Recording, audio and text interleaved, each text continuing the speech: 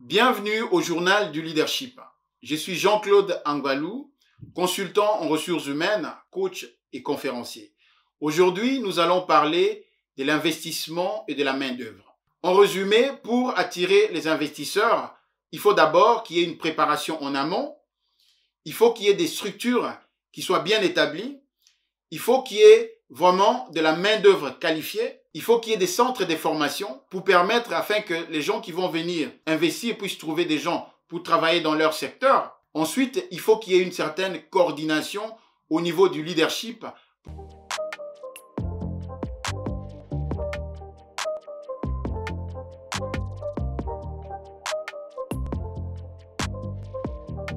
Vraiment, c'est toujours avec plaisir que nous prenons le temps de partager avec vous. Mais avant de continuer, je vous invite à vous abonner si vous ne l'avez pas déjà fait pour suivre non seulement le journal du leadership, mais suivre aussi une autre série que nous produisons, Motivation Plus.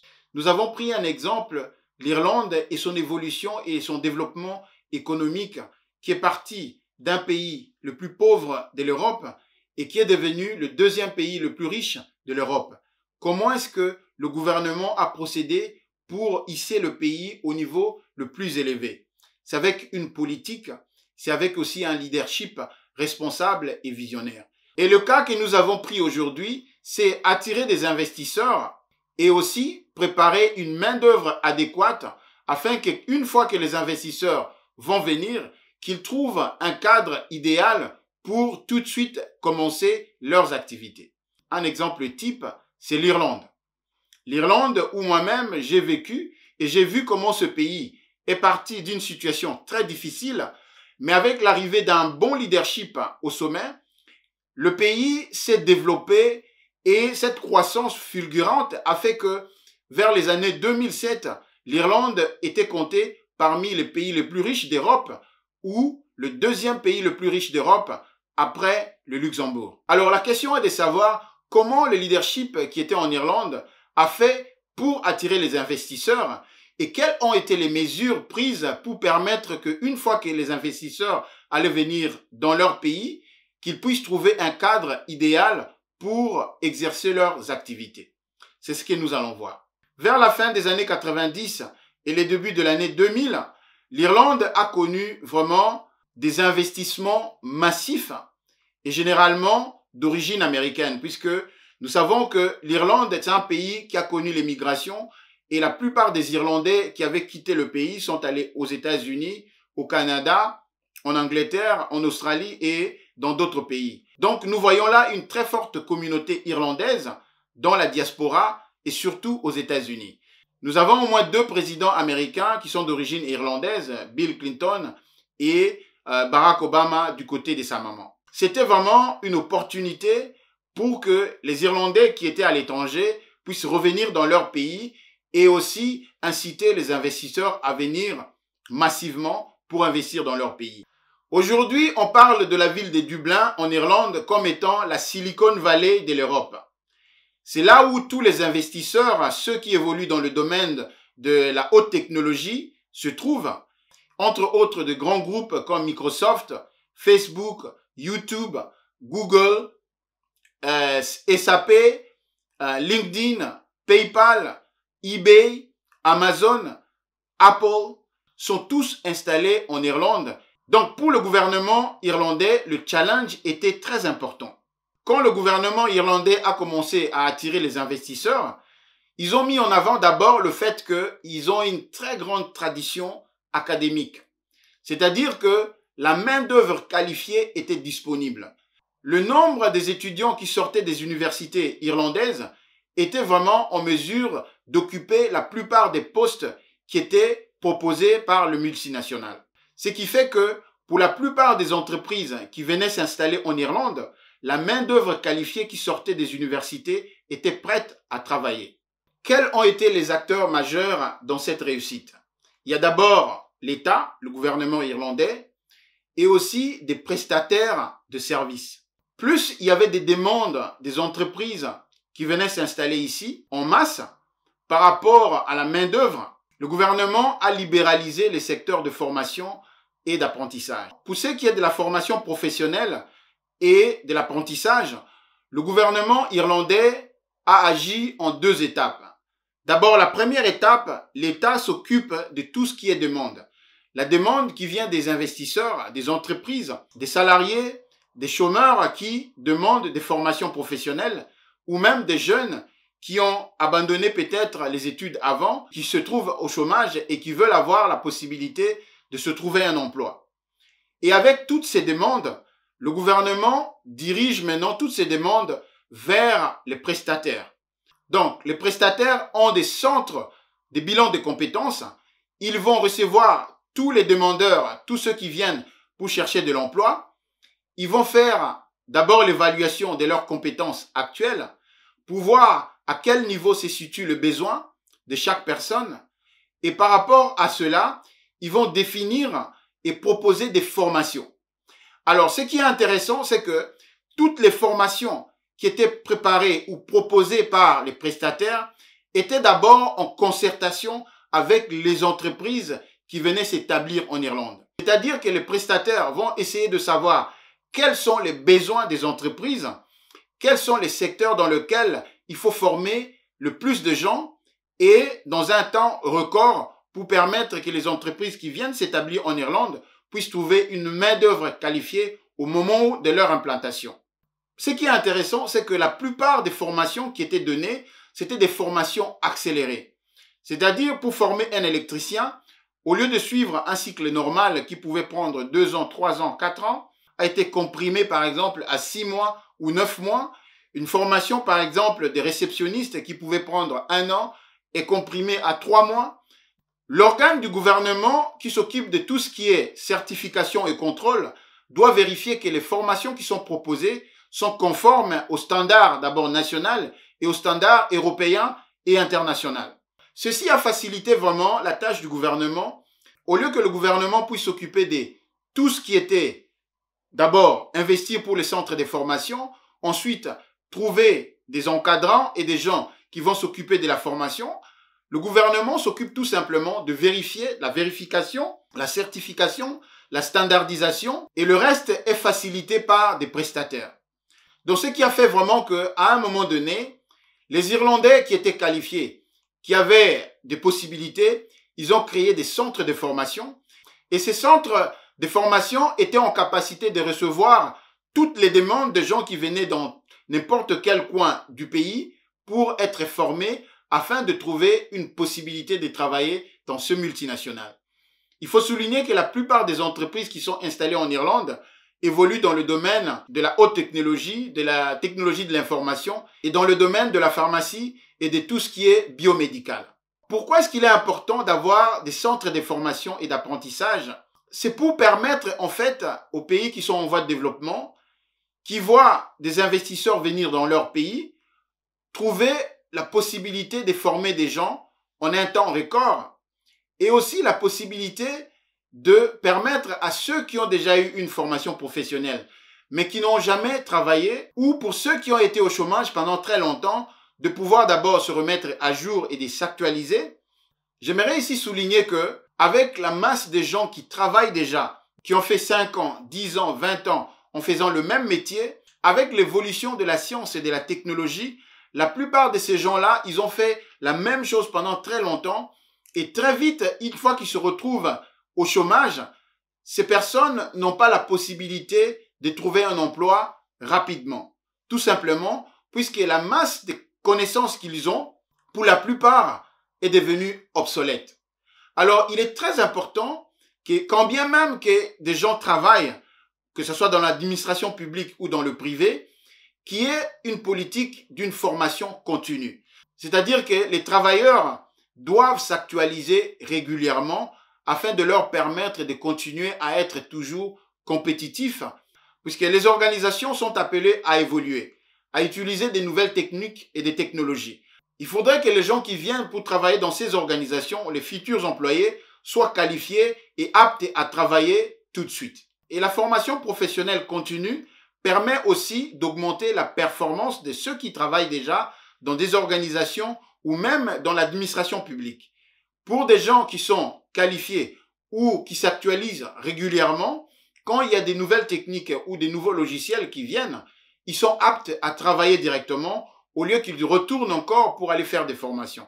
Donc, avoir des structures qui sont bien établies, que ce soit au sein même de l'administration ou en dehors avec des prestataires privés, cela permet vraiment à toutes les entreprises qui veulent investir de ne pas se soucier où est-ce qu'ils vont trouver de la main-d'œuvre qualifiée. La formation professionnelle pour les gens qui sont déjà actifs ou qui travaillent déjà dans un secteur, ou alors quelqu'un qui a travaillé et qui est au chômage maintenant, cette formation professionnelle va leur permettre d'abord d'acquérir une qualification ou un certificat reconnu dans la profession, de faire évoluer les compétences et ainsi être acteur de son évolution professionnelle, d'acquérir les reconnaissances de ses compétences au sein de l'entreprise ou des organisations, augmenter son employabilité dans un secteur donné.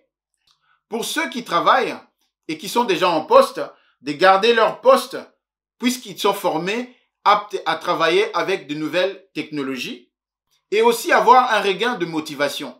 Quelqu'un qui a des compétences, quelqu'un qui a été formé, quelqu'un qui connaît des nouvelles techniques et des nouvelles technologies, augmente sa motivation, augmente aussi sa confiance en soi. Donc, une formation professionnelle continue, que ce soit pour les salariés, les gens qui sont en train de travailler, ou même quelqu'un qui est au chômage, qui se forme régulièrement pour se remettre à jour, lui donne une confiance et la possibilité d'employabilité pour les chômeurs augmente puisqu'ils sont formés, ils sont capables de travailler tout de suite quand il y a une opportunité. Et il faut savoir que la préparation précède l'opportunité. Une fois qu'on est formé et on est prêt à travailler, quand il y a une opportunité qui se présente, on a vraiment beaucoup de chances de trouver une place. Pour la petite histoire, comment l'Irlande a réussi à attirer des multinationales sur son sol? Il y a quelques années, je vais vous donner juste une image de comment l'Irlande était considérée avant ce boom économique. L'Irlande était considérée, chaque fois qu'on parlait de l'Irlande dans les médias, on parlait de la crise économique, on parlait de la récession, on parlait du taux de chômage élevé. Maintenant, quand on parle d'une journée typique en Irlande ou à Dublin, c'est d'abord des entretiens d'embauche pour recruter des futurs employés dans le domaine du high-tech. 2. Les sommets internationaux dans le domaine de la haute technologie. 3. Les conférences dirigées par les grands leaders du monde de la technologie et des finances. Donc, chaque année, régulièrement, presque dans chaque semaine, il y a un sommet quelque part. Je vais énumérer ici quels ont été les atouts que le gouvernement irlandais avait présentés aux investisseurs. D'abord, le premier point, c'est le système des taxes qui est vraiment le principal atout. La taxe des sociétés, 12% et demi. C'est sans précédent. Dans toute la communauté européenne, ça tourne tout autour de 21 à 25%, mais en Irlande, les taxes sont situées à 12% et demi. Cela a notamment permis l'arrivée de multinationales et aussi ajouté à cela les taxes foncières qui ont été exonérées pour toutes les entreprises qui venaient s'établir en Irlande. Donc, une entreprise qui vient s'installer dans un bâtiment, dans des locaux, ces entreprises ne payaient pas les taxes foncières pendant au moins une dizaine d'années. Le deuxième atout, c'est la facilité avec laquelle on peut créer une entreprise en Irlande. Je donne un exemple typique pour un individu qui veut ouvrir une entreprise. Vous allez faire toutes les démarches en une journée et à la fin de la journée, vous avez déjà les documents nécessaires pour commencer votre activité. Et le lendemain, vous pouvez déjà démarrer votre activité.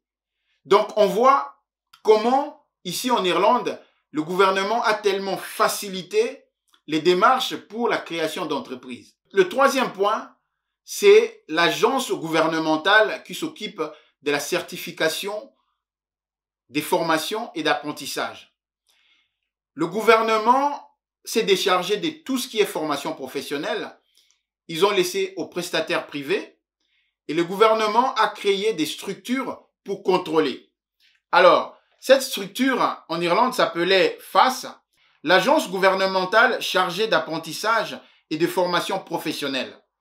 Cet organisme gère le programme de formation, de sensibilisation à la santé et à la sécurité, et le programme de certification des compétences en construction et le programme de certification des compétences en carrière.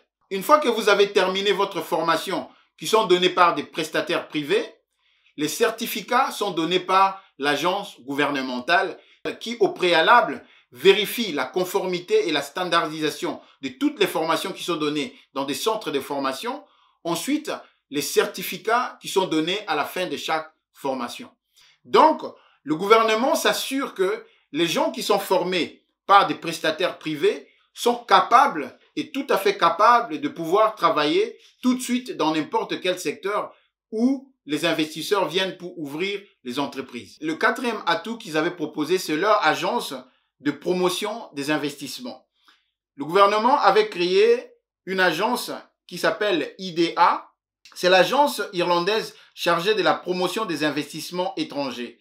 Son objectif est d'attirer des investisseurs étrangers à haute valeur ajoutée afin de développer l'environnement économique irlandais. Avec tout ce qu'ils ont comme, d'abord, le système des taxes qui est très favorable, le seul en Europe. 2. La possibilité de créer son entreprise en un temps record. 3. Un système de formation et d'apprentissage très bien développé en collaboration avec des prestataires privés. 4. Le gouvernement irlandais a créé une agence qui s'occupe de la promotion des investissements privés. Cette agence va partout au monde et en majorité vers l'Amérique du Nord pour attirer des investisseurs en leur proposant la possibilité de venir s'installer en Irlande en un temps record. Le cinquième point, l'Irlande a aussi une autre organisation gouvernementale qui s'appelle Enterprise Ireland. Cette organisation gouvernementale aide les entreprises à trouver des fonds financiers. Ils ont aussi des conseils pour exporter leurs produits. Cette organisation gouvernementale, Enterprise Ireland, va d'abord aider les entreprises à lever des fonds. Alors, une fois que ces entreprises sont installées en Irlande et ils vont commencer à produire leurs services ou leurs produits, cette organisation aussi va leur permettre de faire la promotion et le marketing au niveau international de leurs produits et services. Ce qui est vraiment un double avantage, tout simplement, puisque d'abord, ils vont aider les entreprises à lever des fonds, ensuite aider les entreprises à promouvoir leurs services et leurs produits à l'étranger. Le sixième point, Connect Ireland, qui a pour mission d'attirer les structures étrangères pour créer de nouveaux emplois sur l'île grâce à un système de récompenses.